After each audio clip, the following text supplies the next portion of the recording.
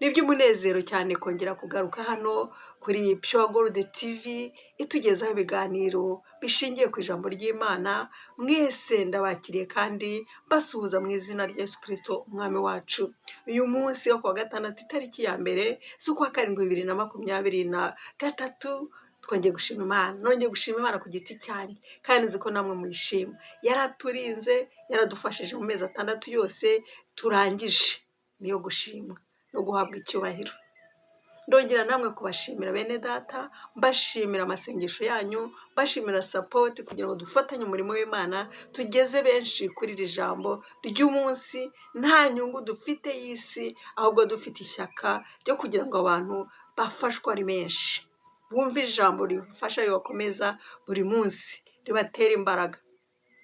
Uyu munsi rero tugiye kureba ku ijambo bita mu cyongereza Thanksgiving.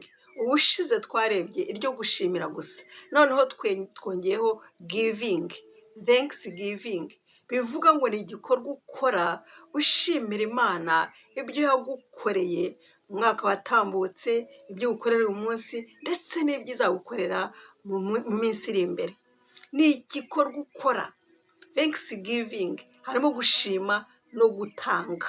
Ni ukuvuga ngo ushima Imana hari ikintu uzanye, hari umutima wawe, ari ituro ry'ishimwe, hari n'ikindi kintu. Njya numva ko harimo abantu bashima Imana bagatura n'abana babo, bakabaha eglise, avuga ati umwana wanjye nzashima Imana, mugende mu itorero, muhe Imana agende yibere mu itorero. Ibintu nk'ibyo, nk'uko Hana yasabye Imana umwana ikamuha Samweli, akamushyira Imana, umwana akajya kwiberana hamwe n'umutambyi mu nzu y'Imana. Iyo ni Thanksgiving. Natwe rero umunsi wa none hari icyo Imana igiye kutwigisha kuri iri jambo rya Thanksgiving. Wenda bavuga uti ntacyo mfite, ntacyo Imana yankoreye, ariko uribeshya. No kuba uriho uyu munsi wa none ni igikorwa gikomeye. Kuba waravutse, kuba ugihumeka, hari byinshi twashimira Imana bene data. Kandi dutanga, hari icyo dutanga, hari icyo uha Imana. Erega burya nufasha umukene ushonje, iyo ni Thanksgiving, uba ukoreye Imana cyane. Imana itugire neza. Umunsi wa none tugiye kureba muri make icyo Imana itubwira kuri iri jambo Thanksgiving.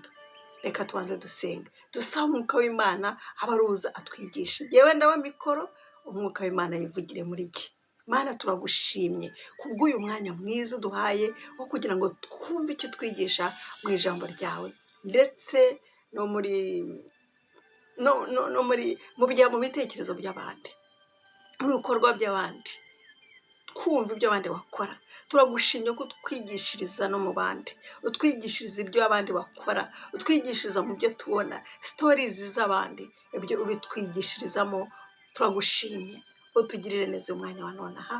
Byose mbisabye mu izina rya Yesu Kristo umwami wacu, amen. Bene data turi kumwe, amazina yanjye nitwa Jose Irumva, niwe murimo kuganira iki kiganiro cy'ijambo ry'umunsi. Thanksgiving ni umunsi benshi bajya bizihiza mu bihugu, wenda navuga cyane cyane Amerika na Canada, usanga bizihiza uwo munsi wa Thanksgiving cyane. Bafite amateka bagenda buriraho atuma bakora icyo kintu. Hariho abantu benshi cyane bizihiza uyu munsi wa Thanksgiving, wenda ari uko batsinze urugamba, cyangwa se bakavuga ati Imana yadufashije muri uru rugendo twakoze, reka twicare hasi tuyishime, tugire igikorwa dukora, dutange ituro mu itorero, dufashe inyubako se y'itorero. Ibintu nk'ibyo, hari byinshi ushobora gukora bisobanura Thanksgiving, ushima Imana kandi ukora igikorwa cyiza cyane. Bavuga ko igihugu cya Canada cyatangiye kwizihiza iyi Thanksgiving Day guhera mu 1957. Niho batangiye kwizihiza uyu munsi wa Thanksgiving, bashima Imana kandi hari ikintu bakora. Bawizihiza mu cyumweru cya kabiri cy'ukwezi kwa 10, bakajya hamwe bagashima Imana ku rwego rw'igihugu. abatazi Imana bararya bagakora imikino n'ibindi nk'ibyo, ariko ibyo babigize akamenyero. Nta kamenyero keza ko kwibuka gushimira, cyane cyane abakristo bashimira Imana ku rwego rw'igihugu, kandi hari igikorwa bakora. Mu gihugu cya Amerika nuko nabo barabikora. Nigeze gutumirwa n'umuryango w'abanyamerika, bakoze Thanksgiving. Hari ibyo kurya byinshi cyane ntashobora kubabwira, by'amoko yose, imikino, ibintu nk'ibyo, ugasanga baranezerwa. Bo bari abamisiyoneri bakunda Imana, bagize n'ibikorwa bakora, gufasha imfubyi, gufasha inyubako z'amatorero aho bari. Imana ibaha umugisha, Imana ishimwe cyane. Aho niho naboneye Thanksgiving. Mu gihugu cy'Abongereza naho, mu Bwongereza naho bajya bagira umunsi umeze gutyo, bagashima Imana cyane cyane mu byo bita harvest.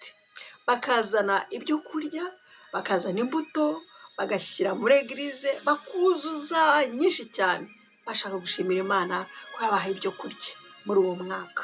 Bayishimira yuko yabagaburiye, ko yabaha umusaruro mu gihugu. Ugasanga uwo munsi mukuru wijijwe no mu mashuri. Ni umunsi uzwi ku rwego rw'igihugu, cyane cyane muri za eglise, iyo bakoze Thanksgiving na harvest, bashimira Imana. Ku giti cyanjye rero, icyo nigiyeho ni uko Thanksgiving ntajya ngira igikorwa nkora, ntagira ikintu nkora atari uwo munsi umwe gusa, ahubwo ugahora ufite Thanksgiving muri wowe, kuko Imana idukorera ibikomeye buri munsi. Niba ubishoboye, niba mbishoboye, nkagira umuntu nafasha. Hari abahomuresi dushobora gushyira imyenda, hari abantu batagira aho baba, umuntu w'umukene ushobora kugaburira, hari abantu bakeneye kubakirwa, hari abantu bashonje, hari za eglise zitaragira aho basengera bakeneye kubakirwa. Hari Thanksgiving wakora ushima Imana kandi ugira icyo utanga nyinshi cyane.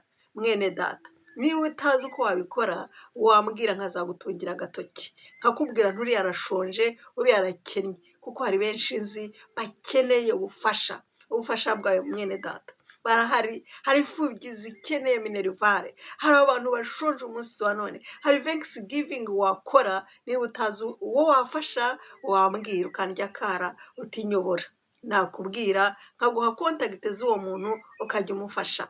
Imana iguha umugisha. Thanksgiving ni ikintu cyangombwa cyane Imana yishimira, Imana ishaka. Ni ukuri Imana itugirire neza, tuyishimire kandi tugire icyo dukora, kuko ibyo ngibyo bihesha icyubahiro. Reka dusoze hano dusoma ijambo ry'Imana ry'uyu munsi mu rwandiko Pawulo yandikiye Abatesalonike, urwandiko rwa mbere Pawulo yandikiye itorero ry'Abatesalonike, ibice 5 ku murongo wa 16 haravuga ngo, mwishime iteka bene data, musenge ubudasiba abantu b'Imana, bibaho byose muhore mushima, kuko ari Imana ibashakaho muri Yesu Kristo.